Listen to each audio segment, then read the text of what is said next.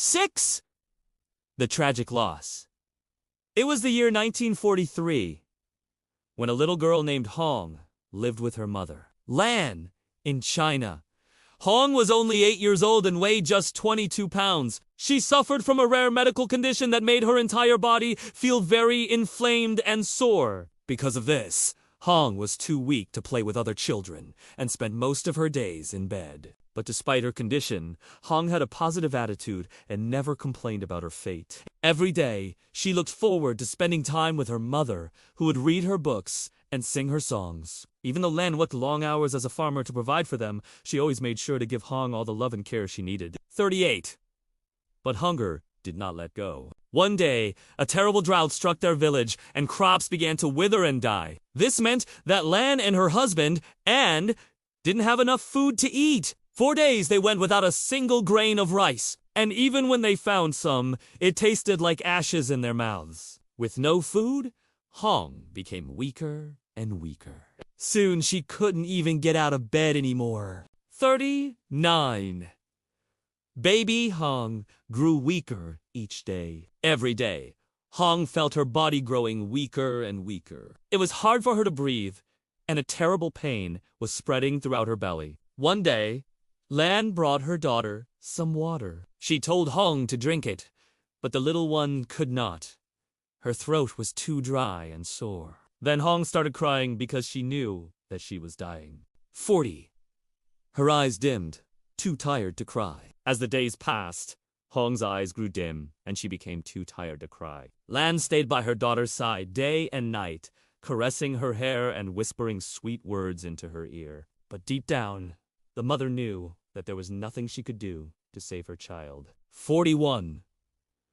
Lan held her tightly in her arms. Then came the day when Hong's breathing became very weak. Lan knew that her daughter was close to death, so she held her tightly in her arms and rocked her gently. Although Lan's heart was breaking, she tried to stay strong for Hong's sake. She did not want her last memory of her mother to be one of despair and hopelessness. 42.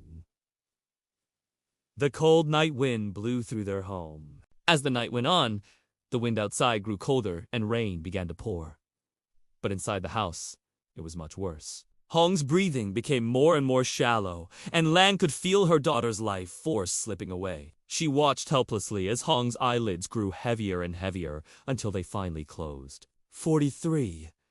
Hong's breath faded like a flickering candle. For a moment, there was silence. Lan kept shaking her daughter, calling her name over and over again.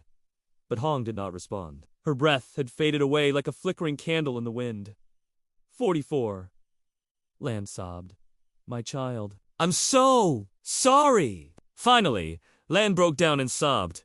My child, I'm so sorry. She cried for her daughter, for the life that they had hoped for, and for the future that would never be. 45. Then, baby Hong slipped away quietly. At that moment, Hong's soul slipped out of her body, and she died peacefully in her mother's arms. Lan cradled her lifeless body and whispered, I love you, my little one. May you find peace in heaven. 46.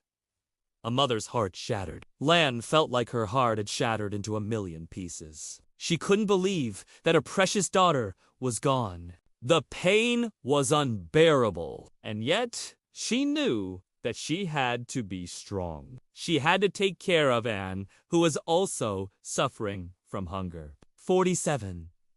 The next morning, she buried her daughter by the garden. The next morning, Lan got up early and went to the garden to bury her daughter. The sun was just beginning to rise and the birds were singing their morning songs. It seemed like a happy time to be alive, but Lan's heart was heavy with sadness. She dug a small hole in the ground and laid Hong's body to rest. She then covered her grave with dirt and planted a small tree on top. 48. A small mound of earth marked the grave. When Anne saw the small mound of earth, he understood what had happened. He walked over and knelt beside it. Tears streamed down his face as he whispered, Rest in peace, our little one. 49. Anne stood beside it, his eyes dry. From that day on, Anne and Lan never forgot their daughter. They visited her grave every day and told her all their stories and memories. Although the pain of losing Hong never went away, they knew that she was at peace now. 50. The 80-year-old had no tears left to shed. Years later, when An was already an old man, he still visited Hong's grave every day. He was too old to dig up his memories now, but the pain in his heart remained. The 80-year-old had no tears left to shed. 7. A nation's pain.